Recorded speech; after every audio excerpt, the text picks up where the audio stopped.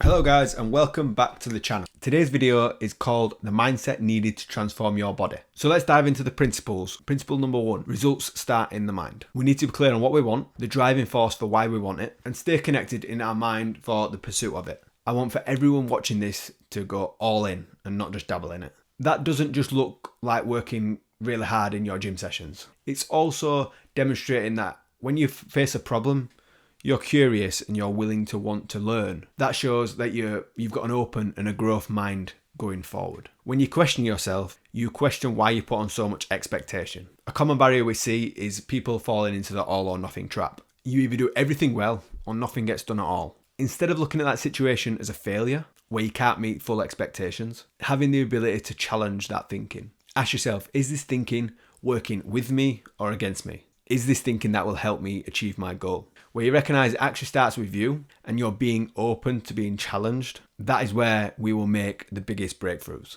So let's deep dive into the sections inside this first principle. Number 1 is self-belief. You have to believe that you'll be able to achieve your goal. It has to be something that you've never done before. There needs to be a voice in your mind that knows you will get there. You feel confident in your own ability. If you don't feel 100% confident, that's okay as well. It's normal. You just need to feel 51% certain that you will get to your goal. Then break things down. You just need to make sure you get a win with your next move. What can you do between now and the time you put your head on your pillow to work towards your goal? Are you confident that you can actually do that? When you do that, you see progress. You gather momentum and you build evidence that you're able to do what you said you were going to do. From having this evidence, you're more inclined to be able to push more and to push more boundaries, to aim more, to take on more, and to become a higher version of yourself. To help you develop self-belief, we have to build you so that you are working on your side. You're encouraging yourself, you're protecting yourself from environments that don't serve you, and you're seeing success in your own struggles. You're compassionate but firm with your commitments. Number 2, an alarm system.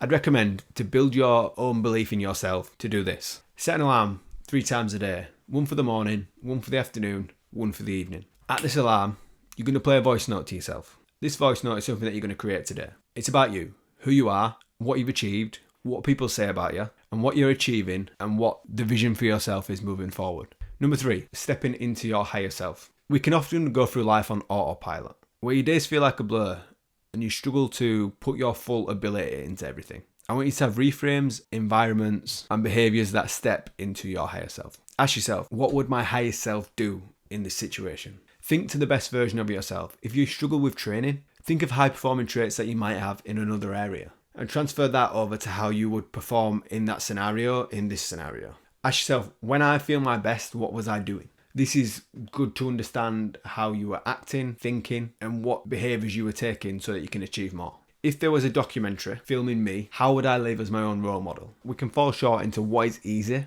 rather than what's actually right for us. Usually the right thing is something that will be more difficult. Ask yourself, how can I be my own role model? And act from there. Who can I be around that fills me with vision, energy, and more belief? Can you listen to the training? Can you meet up with somebody inside this community or a community that you're in? Or make time for a friend that always makes you feel better? What are the actions that allow me to perform at my best? Can you get more sleep? Can you eat more food that energizes you? Can you get accountable? Can you plan your days more effectively? How can I put conditions that allow me to perform at my very best? Can you set a deadline? Can you go to a creative environment? Can you put yourself or sign up for a race? Can you calm yourself or de-stress yourself in any way? Number 4, one action will always be 1,000 intentions. What matters most is taking action. It's not what you think you want to do, but it's what's actually happening. Sometimes we need to look at the data and look at what is actually happening. Remember, just doing something is better than doing nothing with all the intentions in the world. Number 5, win. What is important now? On that point of taking action, you can feel overwhelmed when you feel like there's too many actions to take. It does take prioritization and thinking to yourself, what is important right now? What can I do in these next few hours to move forward towards my goal? Principle number 2, are you working with yourself or against yourself? It's important to ask yourself, is your current thinking and behaviours working with you or against you? You will be surprised at the answer to that, and you'll be surprised at how often we can actually get in our own way. Separate the person from the problem. The reason why we sometimes don't address problems and avoid taking action that we know we should is probably because it's about us. To overcome this, it's best to separate the problem from the person. If a friend was going through the same situation, what would you tell them? You'll know the answer because it's ours. There's a sense of pride and ego that we just don't want to know about. However, that just allows for the problem to be reinforced over and over again. Number 2, how are you speaking to yourself? To transform, how we speak to ourselves really matters.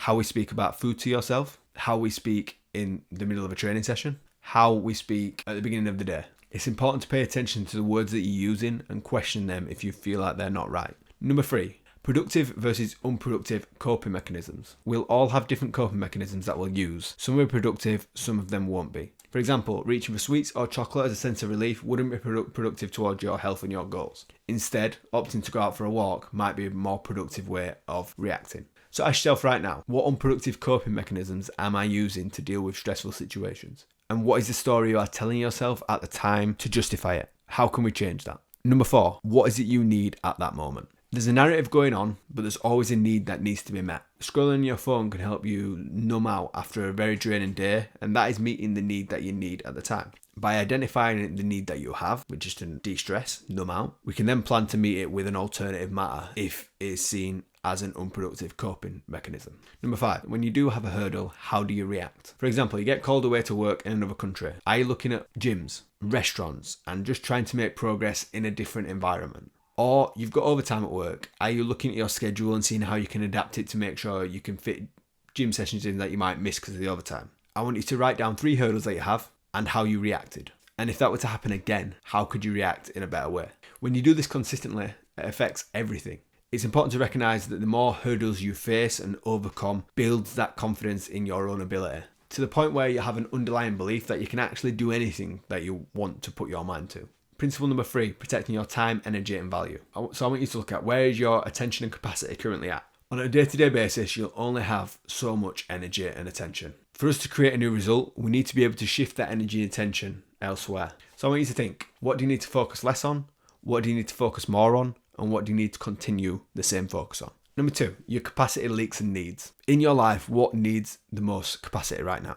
Kids, high-value tasks in work, training and your own self-care. Where are you currently leaking capacity outside of them tasks? Number 3, implementing the change. What will change? How will you change it? What will deem it a successful change? At that point, it's important to get clear on what it is you actually want to change and the metrics you set yourself to know that that's been a success. Because a lot of people fall short when they don't set themselves an actual target and a success criteria. Every milestone they hit feels like a failure because they haven't set that as a success criteria. So it's important to get clear on that. Principle number 4. Creating a vision that's bigger than your obstacles. So it may seem really difficult, but we need to learn to cruise through chaos. It's so important because I've seen people come into the program and have a really chaotic lifestyle, work's hectic, everything's going on, but then they actually achieve their goal. They create time in order to work on themselves, but also use the time that they have that usually they might have spent not doing things as productive, or telling yourself that story where, oh, I just don't have time, I haven't been able to get around to it, I just don't want to do it. What you find is that you're actually making conscious effort not to make things easier for you. When you are healthier, and when you start working towards a goal, you start introducing training regularly,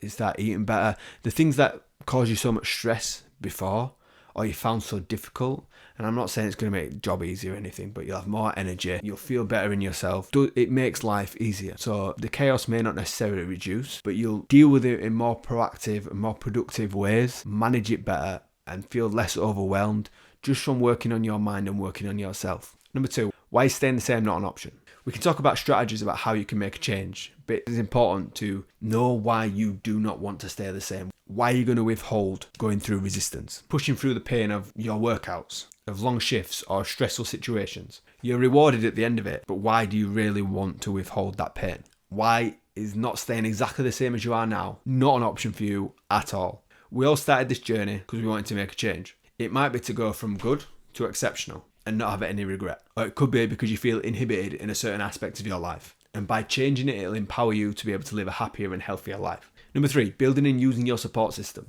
To reach new levels, it will mean we need to make full use of our support system. This can be quite difficult. And also, if this is a new area of your life that you are struggling with, here's a few things that will help. Number 1, build your support system. That can be the Built to Thrive program. That can be people you live with. It can be friends, colleagues. Ensure that you've got a great support system around you that know what you want to achieve and are willing to be there to help. Number 2, ask yourself, what will this person support me with? You can't expect every single person to fulfill the same need. Number 3, how will I make the most use out of them? Number 4, how can you make the most supportive coaching out of the program? And number 5, identify when you will need your support system the most. Principle number 5, stepping into the identity of the person that has your goal, the Dunning-Kruger effect. Your goal here is to get in the best shape of your life, to allow you to achieve more in your life and for you to be able to do that for years to come. The Dunning-Kruger effect is a psychological model, and we've seen this numerous times when people transform themselves. 0 to 8 weeks at the start, you'll grow in confidence a lot because you're learning a lot. You go from not knowing a lot or achieving large amounts of progress to achieving a lot.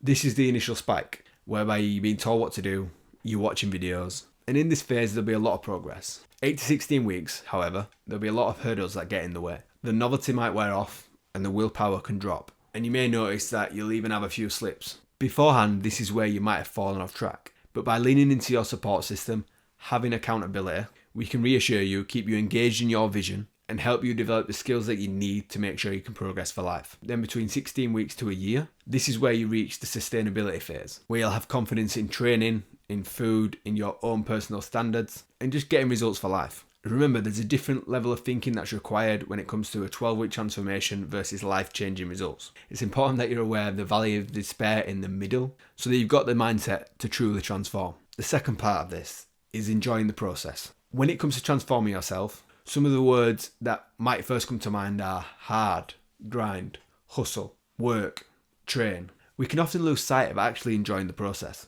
So ask yourself, how can I enjoy the process more? Those who enjoy the process will always succeed in the long term. Number 3, stages of the process. To follow through and transform, you need to focus on long term. To do that, there is the 3 aspects of change. First one being attention. Place attention on your habits, focusing on your food, training, sleep, time management. Like a new job, when new things begin, you've got to learn new things. You've got to learn new skills. You've got to pay attention to them and focus on them. This is similar to your own journey. At the start, when paying attention to your habits, you will need to place more time and energy on them. Second phase being integration. Then we'll get to the point where you've started to see results. You've integrated everything into your life, into your work, into your social life. You've come back from a holiday and you've got straight back into training without even having to think about it. And the last stage is automatic. We all brush our teeth automatically. It doesn't matter what day of week it is, where you are in the world, what time you wake up, the first thing you'll do is brush your teeth. This is where we need to get to when it comes to your own personal habits. To the point where you do it, but it takes accountability to get there.